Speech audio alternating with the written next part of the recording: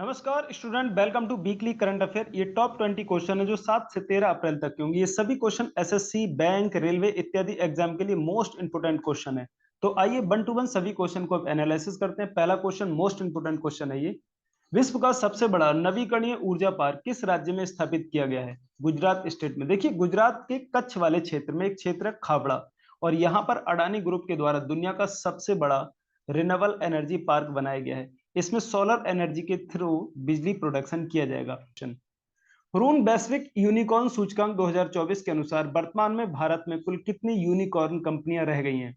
67। देखिए, unicorn global index अभी आया था और इस इंडेक्स में भारत में टोटल 67 यूनिकॉर्न कंपनी बताई गई है। अब बात आती है भाई, यूनिकॉर्न कंपनी कौन सी होती है? वो कंपनी होती है जिसका टर्नओवर लगभग 100 करोड़ हो जाता है, लगभग 100 करोड़ प्लस हो जाता है।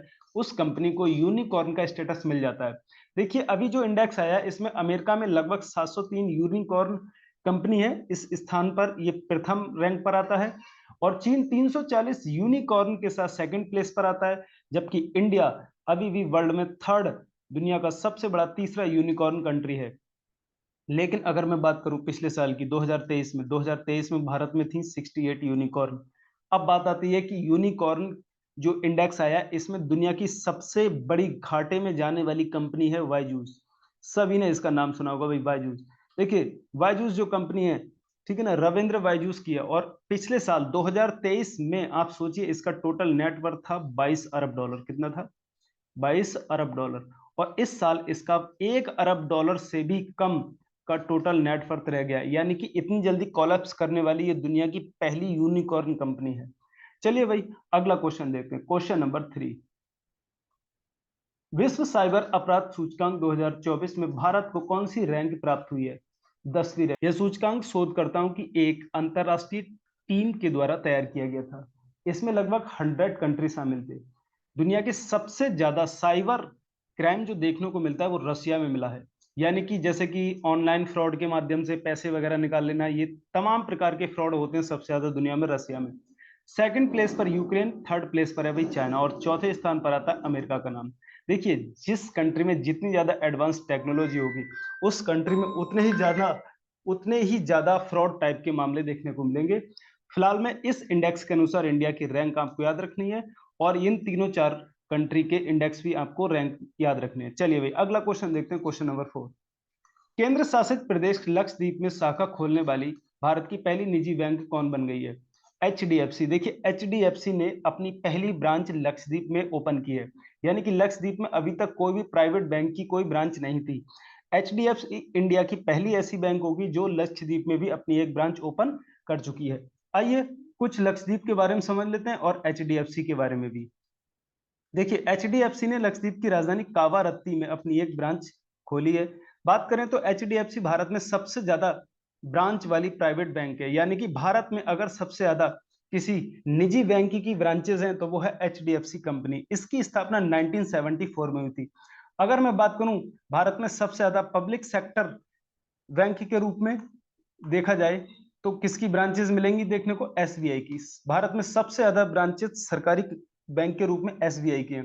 भारत में अगर देखा जाए तो कुल सरकारी बैंक की संख्या 12 है, जबकि प्राइवेट बैंकों की संख्या 21 है, जबकि विदेशी बैंकों की संख्या 46 के आसपास है। ये सारा आपको डेटा पता होना चाहिए।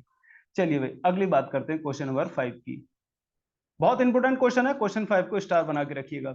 डिजिटल रूप से वितरित सेवाओं के लिए दुनिया का चौथा बड़ा निर्यातक देश कौन सा है?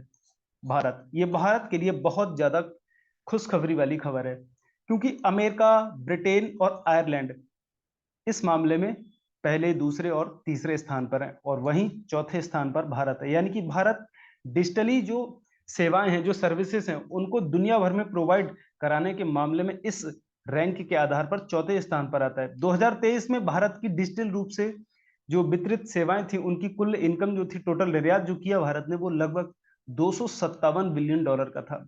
तो ये भारत का रैंक याद रखेंगे आप डिजिटली सेवाओं के लिए। चलिए भाई, अगला क्वेश्चन देखते हैं। Question number 6। विश्व स्वास्थ्य संगठन की रिपोर्ट के अनुसार हेपेटाइटिस बी और सी के मामले भारत में कौन से स्थान पर हैं?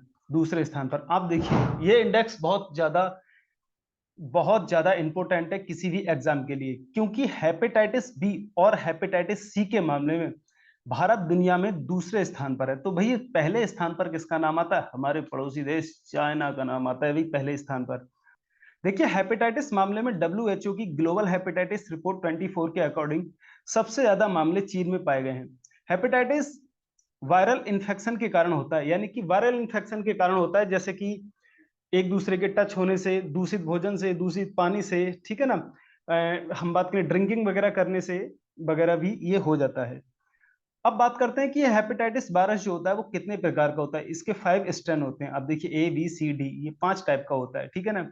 हेपेटाइटिस लीवर में सूजन से संबंधित एक बीमारी है। जब हेपेटाइटिस वायरस अटैक करता है तो ऐसी कंडीशन में हमारा लीवर डैमेज होने लगता है, इसमें स्वेलिंग वगैरह आ जाती है, ठीक है ना। ये वायरस दूषित भोजन और दूषित पानी से लीवर में फैल जाता है।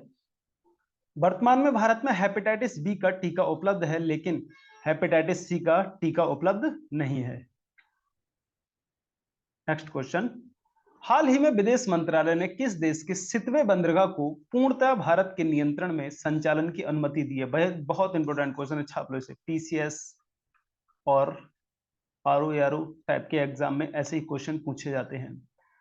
तो विदेश मंत्रालय ने म्यांमार में पोर्ट ऑफ सितवे को भारत के अंडर में संचालन करने की अनुमति दी गई है। ये इंडिया है हमारा, बीच में ये बांग्लादेश है, और ये है कोलकाता पोर्ट। और हमारा जो लैंड बाई रूट है देखा जाए इधर से नॉर्थ ईस्ट को केवल यहाँ जोड़ता है। बाई चांस कभी ऐसी प्रॉब्लम आ जाती है जैसे चाइना अटैक करता है और इस रूट पर चाइना अपना अधिकार बना लेता है, तो हमारा नॉर्थ ईस्ट से पूरा कनेक्शन कट हो जाएगा। तब हम नॉर्थ ईस्ट के लिए सप्लाई कहां से भेजेंगे? तब क्या किया है भारत ने, एक एक्स्ट्रा ऑप्शन तैयार किया है कि हम कलकत्ता से बाई शिप के माध्यम से पोर्ट ऑफ सितवे को जहाज सप्लाई करेंगे और यहां से कलादान नदी के माध्यम से हम नॉर्थ ईस्ट तक अपनी पहुंच बनाएंगे। तो इसको याद रखिएगा, सितवे बंदरगाह भारत के नियंत्रण में संचालन होने वाला दुनिया के किसी भी देश में दूसरा बंदरगाह है। जबकि भारत के संचालन में एक और कंट्री का बंदरगाह है, ईरान का चाबाहार बंदरगाह। इसको भी ध्यान रखेंगे भाई, ईरान का चाबाहार बंदरगाह जो पूरी तरीके से भारत के नियंत्रण में संचालित किया जाता है। आइए नेक्स्ट क्वेश्चन, क्वेश्चन नंबर 8, हाल ही में भारतीय महिला हॉकी का कोच किसे नियुक्त किया गया है? बहुत इंपॉर्टेंट क्वेश्चन है ये। तो महिला हॉकी का कोच हरेंद्र सिंह को अपॉइंटेड किया गया है। देखिए हरेंद्र सिंह भारतीय महिला हॉकी कोच बनने से पहले यूएस से पुरुष हॉकी टीम के कोच के रूप में कार्य कर रहे थे। हॉकी इंडिया ने राष्ट्रीय महिला हॉकी लीग का पहला संस्करण जारी किया, यानी कि भारत में पहली बार हॉकी इंडिया के द्वारा women national women hockey league की शुरुआत कर दी गई है। इसका पहली बार आयोजन 30 अप्रैल से 9 अप्रैल तक 30 अप्रैल से 9 मई तक रांची में किया जाएगा। 9 मई तक याद रखेंगे, 9 मई तक रांची में किया जाएगा। तो ये नेशनल महिला हॉकी लीग को याद रखिएगा, रांची में आयोजित की जाएगी पहली बार ये। अब आइए नेक्स्ट क्वेश्चन 9 पर, हाल ही में गॉड पार्टिकल की खोज करने वाले वैज्ञानिक पीटर हिग्स का निधन हो गया। वे किस देश के वैज्ञानिक थे? भाई गॉड पार्टिकल्स के बारे में आप जरूर पढ़ते होंगे जब आप ज्योग्राफी पढ़ते होंगे, खासकर ब्रह्मांड की उत्पत्ति के संदर्भ में। तब आप LHC, सर्न एजेंसी और गॉड पार्टिकल और वैज्ञानिक पीटर हिग्स के बारे में पढ़ते ही होंगे। तो वैज्ञानिक पीटर हिग्स जिनका अभी निधन हो गया, ये थे ब्रिटेन के रहने वाले। अब देख लेते हैं भाई LHC वगैरह क्या था ये सब। देखिए वैज्ञानिक पीटर हिग्स ने 4 जुलाई को, बाय मिस्टेक यह नाम गलत हो गया, हिग्स याद रखेंगे भाई, 4 जुलाई 2012 को स्विट्जरलैंड के जेनेवा में लगभग 100 फीट नीचे और 27 किलोमीटर लंबी सुरंग में यूरोपियन परमाणु अनुसंधान संगठन CERN के माध्यम से एक लार्ज हैड्रॉन कोलाइडर नाम का महाप्रयोग किया था। LHC नाम का एक बहुत बड़ा एक्सपेरिमेंट किया था। इसी एक्सपेरिमेंट के रिजल्ट में गॉड पार्टिकल, दुनिया का सबसे छोटे कण की खोज हुई थी। इस खोज के लिए इन्हें 2013 में भौतिक का नोबेल पुरस्कार भी दिया गया था। गॉड पार्टिकल जो दुनिया का सबसे छोटा कण है, यानी कि हम कह सकते हैं इलेक्ट्रॉन से भी सब छोटा कण है, इसको 2012 में डिस्कवर किया गया था। आइए next question, question number 10, recently किस स्टेट में नव वर्ष के रूप में उगादी उत्सव मनाया गया था? भाई उगादी फेस्टिवल। तो उगादी फेस्टिवल को मनाया जाता है आंध्र प्रदेश और तेलंगाना में। ये बहुत इंपॉर्टेंट क्वेश्चन है। इस टाइप के क्वेश्चन एसएससी में तो बहुत आते हैं, भी बहुत पूछे जाते हैं एसएससी में। देखिए, हिंदू कैलेंडर में चैत्र महीने के पहले दिन को उगादी त्योहार को नववर्ष के रूप में ही मनाया जाता है। इसे महाराष्ट्र में गुड़ी पड़वा के रूप में मनाया जाता है, जो इस वर्ष 9 अप्रैल को मनाया गया था। देखिए, ये उगादी फेस्टिवल हो या गुड़ी पड़वा हो, ये दोनों ही न्यू ईयर हिंदू कैलेंडर के अनुसार सेलिब्रेट किए जाते हैं, जो इस साल नवरात्रि के पहले दिन 9 अप्रैल को प्रारंभ हुआ था। आइए next question, question number 11। Recently Zimbabwe government के द्वारा जारी नई मुद्रा का क्या नाम है भाई? नई करेंसी जारी कर दी गई है जिम्बाब्वे गवर्नमेंट के द्वारा, जिसका नाम है GIZ, जिग, यानी कि जिम्बाब्वे गोल्ड। इस करेंसी का नाम याद रखिएगा भाई, जिम्बाब्वे गोल्ड कर दिया गया है, ठीक है ना। बात करें तो जिम्बाब्वे एक अफ्रीकन कंट्री है और इसकी कैपिटल हरारे है भाई। राजधानी बहुत याद रखना, राजधानी बहुत रिपीट होती है बैंक एसएससी के एग्जाम में, ठीक है ना। कभी जिम्बाब्वे की क्रिकेट टीम भी हुआ करती थी, आज लगभग खत्म हो चुकी है। आइए नेक्स्ट क्वेश्चन। उत्तर प्रदेश के किस स्थान पर तुलसी जलप्रपात में राज्य का पहला ग्लास स्काई वॉक ब्रिज बनाया गया है? चित्रकूट में। यानी कि ये यूपी का पहला और भारत का तीसरा ग्लास ब्रिज होगा, ये याद रखना है। यूपी का पहला और इंडिया का थर्ड। आप देख रहे होंगे, इसको एक पहाड़ी पर बनाया जा रहा है जिसकी आकृति लगभग धनुष के जैसी। पैश्विनी नदी पर स्थित शबरी जलप्रपात का नाम बदलकर 2022 में तुलसी जलप्रपात कर दिया था। देखिए, ये क्वेश्चन स्टेट लेवल के एग्जाम के लिए बहुत इंपॉर्टेंट है। नदी याद रखना है आपको, पयासुनी नदी, ठीक है। इसको 2022 में नाम चेंज किया गया, तो पुराना नाम क्या था इसका? सबरी वाटरफॉल। ये देश का तीसरा और यूपी का पहला ग्लास ब्रिज है। Next question 13। प्रधानमंत्री नरेंद्र मोदी अमेरिका की किस मैगजीन के कवर पेज पर छपने वाले भारत के दूसरे प्रधानमंत्री बने हैं? न्यूज वीक, एक मैगजीन है न्यूज वीक, आप देख रहे होंगे इस पर जो फोटो इनका छपा हुआ है। इसी न्यूज वीक के कवर पेज पर छपने वाले भारत के दूसरे प्राइम मिनिस्टर बन गए हैं। तो पहला प्राइम मिनिस्टर कौन था? मैंने एक पुरानी फोटो भी इनकी सर्च की और आप देख रहे हैं इस पर इंदिरा गांधी का फोटो है, न्यूज वीक, ठीक है ना। और परमाणु बम का एक पिक्चर बना के बैकग्राउंड में दिया है।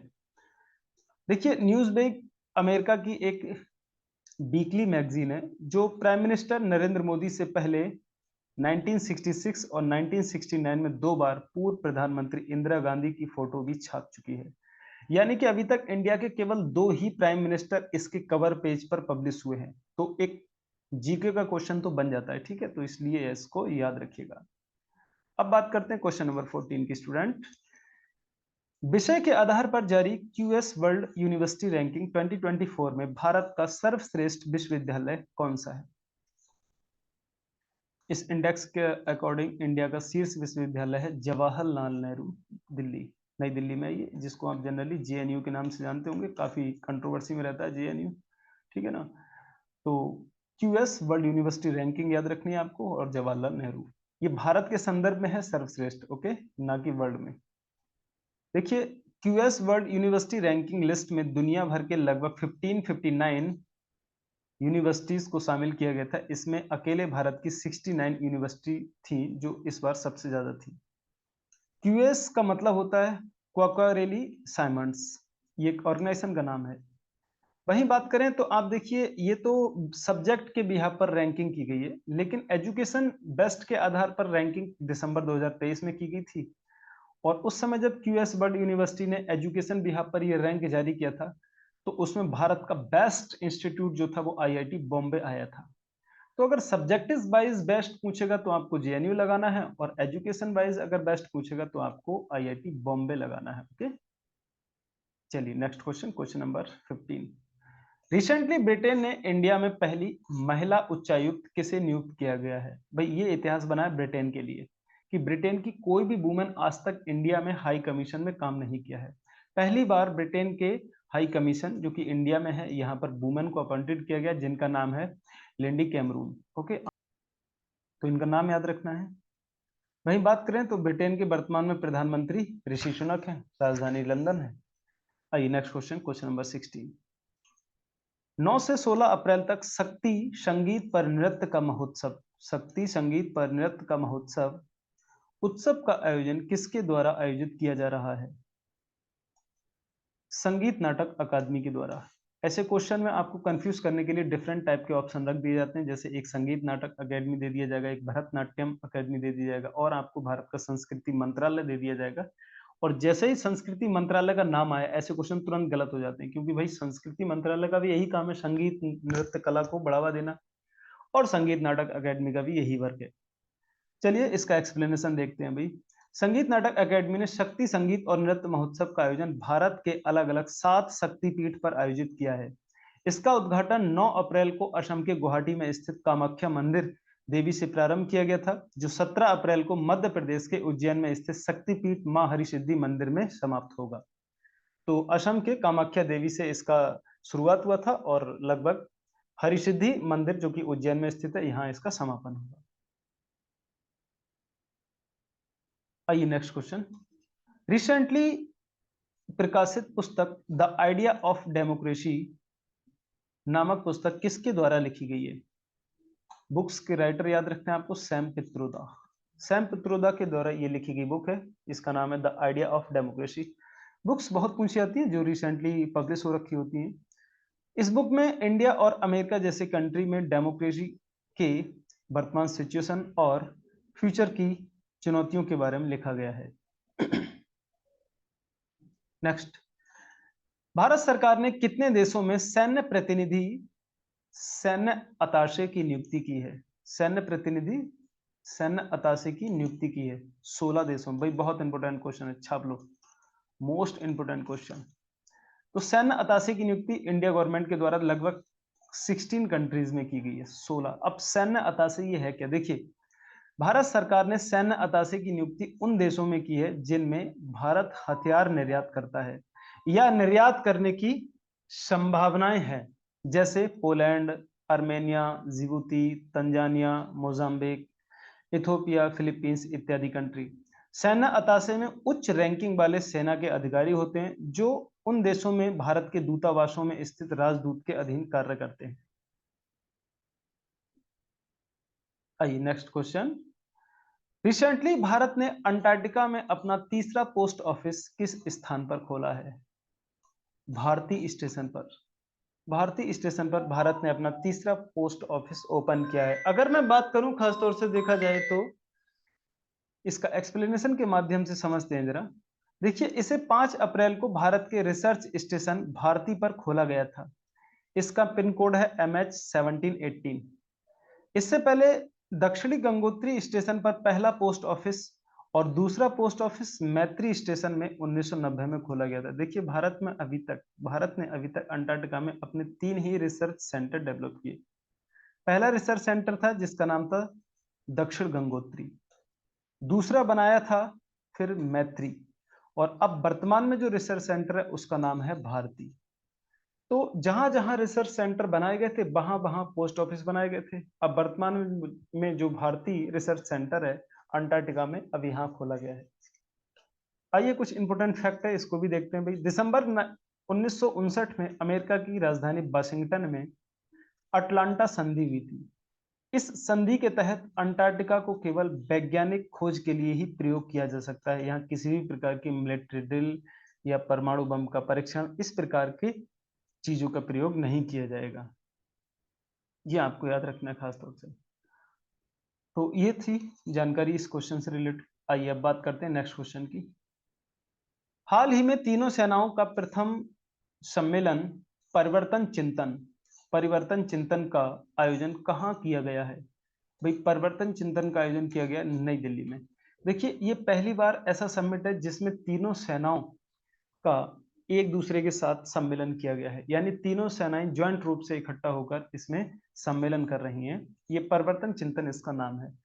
सम्मेलन की चेयरमैनशिप भारत के CDS जनरल अनिल चौहान के द्वारा की गई और सम्मेलन में तीनों सेनाओं के जनरल उपस्थित रहे थे। सम्मेलन का उद्देश्य सशस्त्र बलों के बीच संयुक्तता और एकीकरण प्रयासों को आगे बढ़ाने तथा सुधारात्मक दिशा में काम करना था। तो विशेषकर आपको ये याद रखना है स्टूडेंट, ये टॉप 20 क्वेश्चन मैंने आपको इस वीडियो के माध्यम से एनालिसिस किए। इन टॉप 20 क्वेश्चन का PDF मेरे टेलीग्राम चैनल पर मिल जाएगा। मेरा टेलीग्राम चैनल है, स्मॉल लेटर में सर्च करेंगे विदाउट स्पेस दिए सुनील सर जीएस वर्ल्ड।